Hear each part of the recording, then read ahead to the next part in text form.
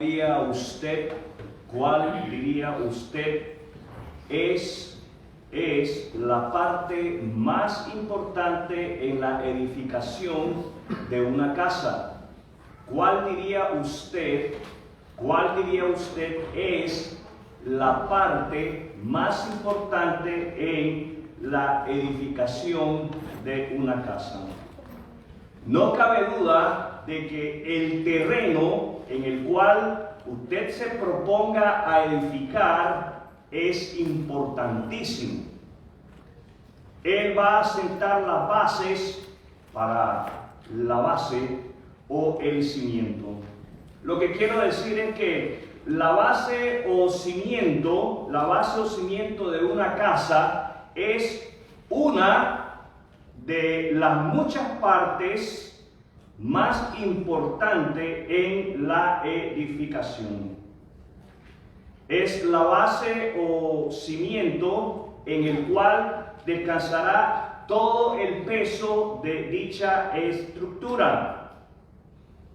Dependerá de qué tan bien está edificada esta base, la base de la estructura, para que esa estructura pueda resistir los embates del tiempo. He titulado lo que quiero compartir con ustedes: la base de la sabiduría. La base de la sabiduría. ¿Cuál es el título? La base de la sabiduría. En la vida cristiana, en la vida de cada creyente en Jesucristo, el fundamento de nuestra fe es lo más importante. Sobre aquellas cosas sobre las cuales nosotros edificamos. He ahí la importancia de que el fundamento sea el temor del Señor. Esto es lo que determinará nuestra sabiduría. Que determinará nuestra sabiduría, el temor del Señor. Quiero invitarle a que abra su Biblia, si usted ya no lo ha hecho, en Proverbios capítulo 9, y vamos a leer en el versículo 10, Proverbios capítulo 9, el versículo 10.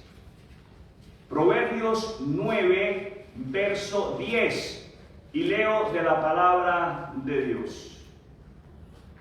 El temor del Señor es la base de la sabiduría. Conocer al Santo da por resultado el buen juicio. Quisiera suplicarle que por favor en su Biblia, si le es posible, usted circule, marque o subraye dos palabras en este versículo, como son la primera, temor, y siendo la segunda, conocer. Temor y conocer. Cuando hablamos de temor, queremos referirnos a tres componentes importantes en la base de la sabiduría, como lo son la obediencia a Dios, la reverencia a Dios y la devoción a Dios. Vamos a hablar un poco de lo que es la obediencia a Dios. Dios es digno de nuestra obediencia. ¿De qué es digno Dios? De nuestra obediencia. La razón por la cual Dios es digno de nuestra obediencia es por causa del Evangelio de su Hijo Jesucristo. Es por medio del Evangelio que Dios nos revela lo bondadoso que Él ha sido con nosotros, que se nos revela a través del Evangelio la bondad de Dios. No solamente se nos revela la bondad de Dios, se nos revela la misericordia de Dios, Dios pudiendo destruirnos, Él escoge hacer totalmente lo opuesto y nos muestra su gracia, y es exactamente la gracia de Dios lo que el Evangelio nos revela, lo que el Evangelio nos enseña en relación a Dios. Gracia, un regalo inmerecido. La vida eterna es algo que usted y yo no lo merecemos, como leíamos en el capítulo 2 de Efesios al comenzar esta asamblea. El Evangelio no solamente nos revela la gracia de Dios, también nos revela el amor de Dios. Y por último tenemos que el Evangelio nos revela la justicia de Dios. Dios es justo y Él tiene que hacer lo correcto. Y es a través de su palabra que Él nos muestra de que el pago del pecado es la muerte, es la separación eterna del hombre y Dios. Pero Dios no desea estar separado de los hombres, Dios desea estar en comunión con los hombres. ¿Cuál es el deseo de Dios? De estar en comunión con usted y conmigo. Eso es lo que Él desea. Y el Evangelio nos manifiesta ese deseo por parte de Dios. Y el apóstol Pablo escribe en sus epístolas sobre la necesidad de que los hombres obedezcan el Evangelio. El Evangelio tiene que ser obedecido al ser escuchado. Esa es la razón por la cual usted y yo estamos sentados en este lugar en esta mañana. Escuchamos el Evangelio, obedecimos el Evangelio al creer el Evangelio. El Evangelio sobre Cristo, el Evangelio sobre la gracia de Dios manifestada a través de Cristo. Ahora, ponga atención porque esa obediencia nos va a llevar a vivir con reverencia al Dios del Evangelio. ¿En qué manera nos va a llevar a vivir? Con reverencia. Vamos a hablar entonces de lo que es la reverencia a Dios. El Evangelio nos lleva a los que creemos en el mensaje del Evangelio de Cristo a rendir nuestras vidas al Cristo del Evangelio. Rendimos nuestras vidas al Cristo del Evangelio cuando rendimos nuestra voluntad al Dios del Evangelio. Al rendir nuestra voluntad al Dios del Evangelio, estamos obedeciendo las palabras de Cristo: el que quiera venir en pos de mí, tome su cruz. Tenemos nosotros entonces que comprender qué significa tomar la cruz. Mis queridos hermanos y hermanas, permítanme decirles que vuestra mala relación con la suegra, si usted tiene una mala relación con su suegra, no es la cruz. Vuestra mala relación con tu suegro no es la cruz. El mal carácter de tu pareja, de tu esposo o de tu esposa, no es la cruz. Las malas crianzas de tus hijos no son la cruz. Una enfermedad por la cual estés atravesando en este momento no es la cruz. Todas estas cosas que he mencionado y muchas otras cosas más, básicamente son el medio, son el instrumento a través del cual Dios va a llamar tu atención para trabajar en áreas específicas de tu vida, de tu carácter, y de esa manera moldearte más a la semejanza de Cristo.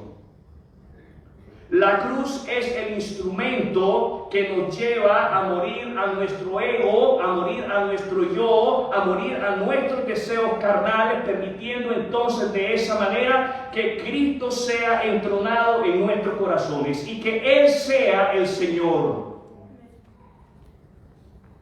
Eso es la cruz. Por favor, no minimice la cruz. No minimice la cruz y ocupe usted el lugar que le corresponde ocupar en ella a usted. No le llame a su suegra, ella es mi cruz. No le llame a su suegro, él es mi cruz. No le llame a su pareja, a su esposo o a su esposa, él o ella es mi cruz. Y no se refiere a sus hijos como su cruz cuando ellos son una bendición, los oigo. Nuestros hijos, dice la palabra de Dios, que son bendición de Dios. Los oigo. Y los que no tienen hijos, cuando lo lleguen a tener, se darán cuenta que los hijos son bendición de Dios. ¿Qué son los hijos? Bendición de Dios. Cuando rendimos nuestra vida, cuando nos postramos en reverencia delante de Dios, el creyente en Cristo vive en completa admiración. ¿Cómo vivimos? En admiración. Vivimos en admiración a la obra de Dios. Vivimos en admiración a lo bueno que es Dios con nosotros, a lo paciente que es Dios con nosotros. Vivimos en admiración de la provisión de Dios, del cuidado de Dios, de la protección de Dios, de la gracia de Dios, del amor de Dios, del perdón de Dios. Vivir en reverencia delante de Dios le lleva a usted a vivir de esta manera todos los días, con agradecimiento. ¿De qué manera? Con agradecimiento y literalmente exclamando y alabando a Dios con una actitud de acción de gracias. No pasará un día, escúcheme bien, no pasará un día sin que le dé gracias a Dios. No pasará un día sin que usted, en su momento determinado durante el día, a lo largo del día, le dé gracias a Dios y muestre su agradecimiento a Dios. Y ese agradecimiento, mis hermanos y mis hermanas, el que nos lleva a la devoción a Dios, a vivir vidas dedicadas a Dios, consagradas a Dios, porque eso es lo que la palabra devoción significa. La palabra devoción indica que una persona o un objeto ha sido dedicado al servicio de Dios. Y si hay algo a lo cual usted y yo debemos de dedicarnos, si hay algo en lo que usted y yo debemos de invertir nuestro tiempo, invertir nuestras energías, es en lo que leemos ahí en el versículo 10. En conocer a Dios, dice ahí, conocer al Santo. Usted y yo debemos de pasar tiempo, invertir tiempo conociendo a Dios. Quiero insistirles, como lo hacemos todos los domingos, sobre la importancia de la lectura de la palabra de Dios. Sobre la importancia de escuchar la palabra de Dios. Es importante de que cada uno de nosotros llevemos disciplinadamente un plan de lectura de la palabra de Dios y que dediquemos tiempo a la lectura de la palabra de Dios. ¿Qué hace usted cuando usted tiene hambre? Usted come. Usted busca qué comer. Usted satisface esa necesidad. Es una necesidad. Alimentarse es una necesidad física. Bueno, alimentarnos espiritualmente es una necesidad espiritual. ¿Qué pasaría si nosotros nos sentáramos a comer de la palabra de Dios con la frecuencia con la que nos sentamos a comer? A alimentarnos físicamente. Claro, lamentablemente algunos mitigamos el hambre comiendo chucherías, comiendo tonterías. Y a veces cometemos el mismo error cuando se trata de la necesidad espiritual. Y mitigamos esa necesidad espiritual con chucherías.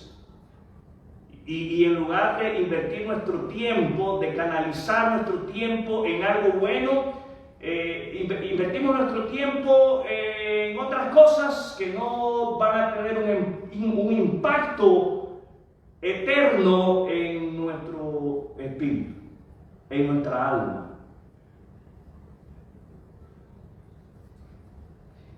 La iglesia, y cuando hablo de la iglesia hablo de los creyentes, estamos en crisis. ¿Y cuál es la crisis? La crisis es que estamos matando de hambre al espíritu. No queremos alimentar el espíritu con la palabra de Dios.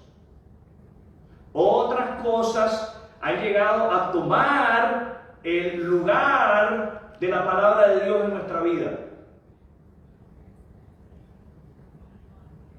Un sermón en las redes sociales, un canto espiritual, entre comillas, de las redes sociales, una frase o un refrán de las redes sociales, y la palabra de Dios se encuentra delegada, la hemos hecho a un lado.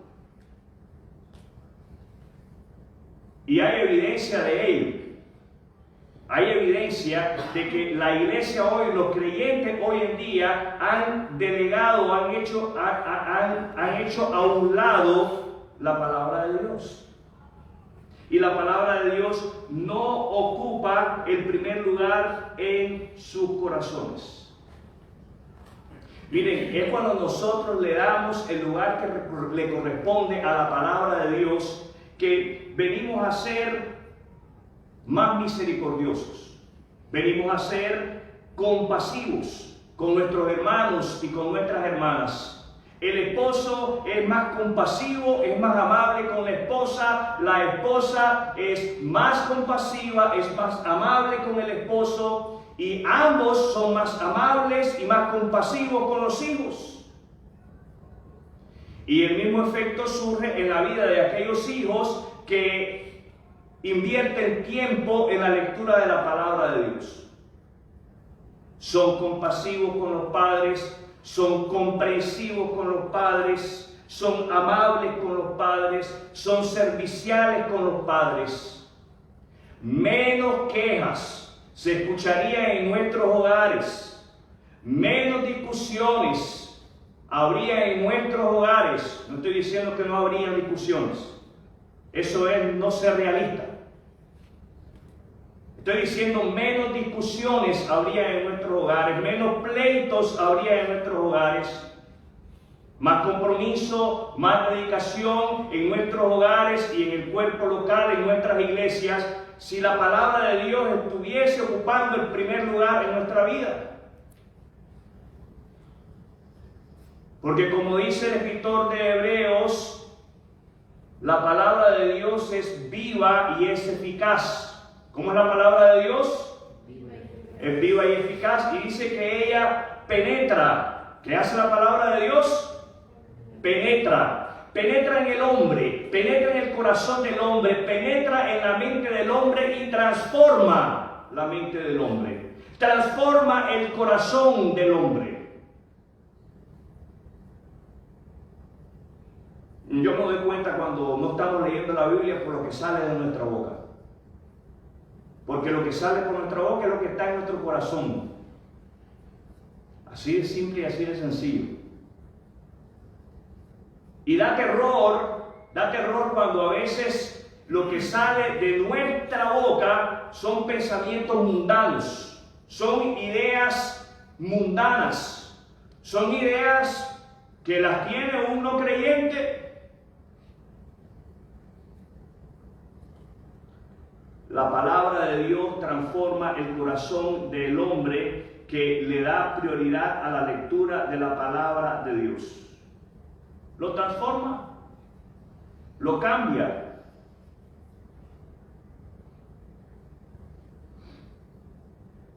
En una de sus enseñanzas, en una de sus muchas enseñanzas, Jesucristo enfatizó sobre la importancia de edificar nuestra vida sobre la roca. Habla de terrenos. Jesús dice que un hombre edificó su casa sobre la arena. Yo les decía al comenzar que el terreno es importantísimo cuando vamos a edificar. ¿Qué es importantísimo? El terreno. Y Jesús hace mención de un terreno arenoso. ¿Cuál es la enseñanza? De que aquel hombre que edifica en esa clase de terreno, cuando vienen los embates de la vida, cuando vienen los contratiempos de la vida, aquello se cae, aquello se derrumba. Y Jesús dice, hay otra clase de terreno y es un terreno rocoso. En esa clase de terreno hay que edificar. ¿Y saben qué? El terreno rocoso es Cristo. Cristo es la roca sobre la cual usted y yo debemos de edificar. ¿Sobre quién debemos de edificar? Sobre Cristo. Pero para poder edificar sobre Cristo hay que conocer a Cristo. ¿Qué tenemos que hacer? Conocer a Cristo. Conocer al Santo da por resultado el buen juicio. Usted proponerse conocer a Jesucristo por medio de la lectura de los evangelios, usted proponerse conocer a Jesucristo a través de la lectura de los evangelios, desde el más joven hasta el más adulto en esta congregación, proponernos conocer a Cristo va a producir, va a dar como resultado en cada uno de nosotros la capacidad de tomar decisiones sabias, decisiones acertadas, decisiones no solamente para nuestro bien, sino que para la gloria de Dios. Decisiones que glorifiquen a Dios.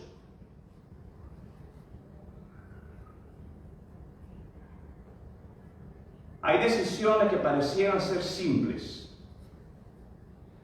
en nuestra vida. Parecieran que no van a tener ningún impacto, que no van a hacer diferencia en la vida de nadie. Como la de cambiar de trabajo. ¿O dónde voy a trabajar? No tenga mucho cuidado, porque donde usted va a trabajar va a impactar, va a hacer una diferencia en su vida espiritual. Usted tiene que buscar, conocer a Cristo, para que de esa manera usted sepa elegir dónde va a trabajar, qué va a estudiar, dónde va a vivir. ¿Por qué me voy a cambiar de ciudad? Cada una de esas decisiones que parecen simples, parecieran que no afectan a nadie, que las tomamos muchas veces a la ligereza, afectan nuestra vida espiritual, afectan nuestro caminar con el Señor, afectan nuestro caminar con Dios. Y si crees que no hacen la diferencia, si crees que no afectan a nadie y que no afectan tu vida, es porque no estás dedicando tiempo en conocer al Santo.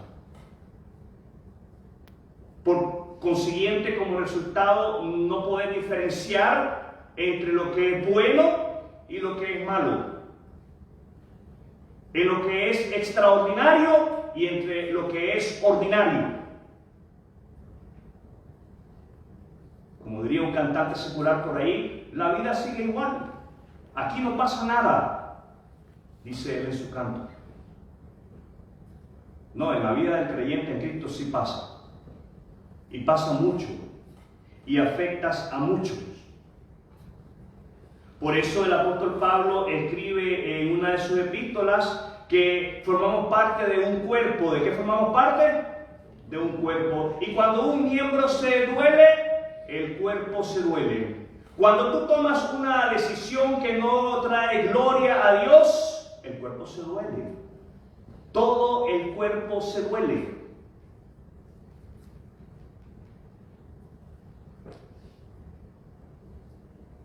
Es la lectura de la palabra de Dios, el estudio de la palabra de Dios serio. Hacernos un compromiso serio a la lectura de la palabra de Dios nos va a ayudar, mis hermanos y mis hermanas, a que nosotros podamos ver con claridad. Porque no lo vemos con claridad, vemos, pero vemos turbiamente, no vemos claramente, porque no estamos invirtiendo ese tiempo de calidad en la lectura de la palabra de Dios. ¿Qué significa pertenecer a la familia de Dios? ¿Qué significa permanecer al cuerpo de Cristo?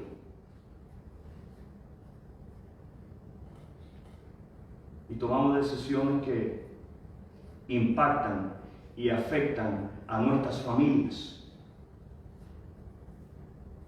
a nuestras iglesias. Usted y yo debemos de edificar sobre la roca.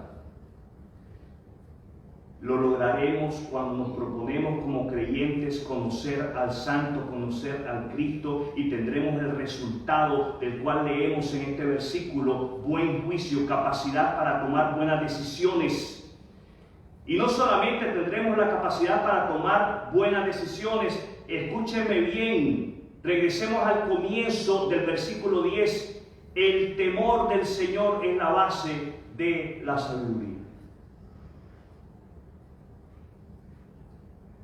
Esa obediencia a Dios, esa reverencia a Dios, esa dedicación o devoción a Dios se irán fortaleciendo cada día más que usted va conociendo a Cristo.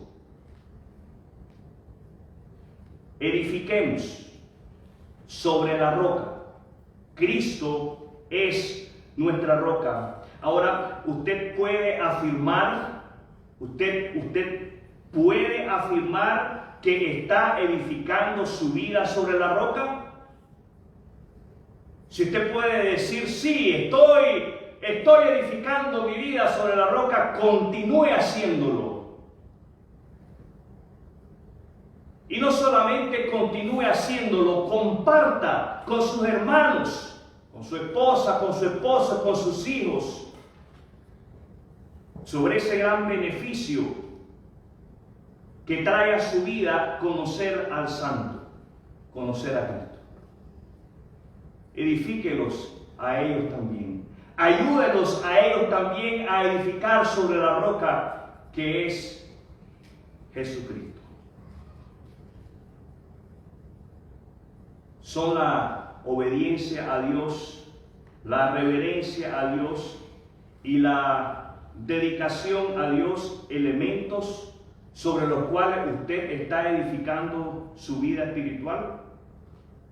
Es más, yo quiero preguntarle en este momento: si usted muriera hoy, usted está convencido, usted tiene la seguridad, usted vive con esa certeza de dónde es que va a pasar la eternidad el día que muera. Si usted no tiene la seguridad, si usted no tiene la certeza, es necesario, es urgente que se detenga a meditar sobre el significado del nacimiento, muerte, sepultura y resurrección de Cristo.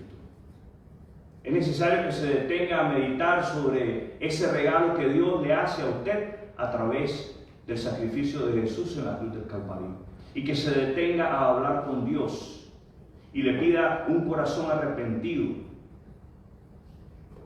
para que al volverse a Él usted lo haga a través de la fe en Jesucristo. Y entonces, vuelto a Dios a través de la fe en Cristo, usted sea de aquellos que edifica su casa sobre la roca, y usted descansa sobre la roca. Y al descansar sobre la roca, no importa los vientos que soplen en contra de su vida, usted logrará permanecer fiel, usted logrará permanecer comprometido con la causa del Evangelio de Jesucristo. Quiero invitarle a que en este momento usted cierre sus ojos e incline su rostro. Vamos a tener un momento de oración.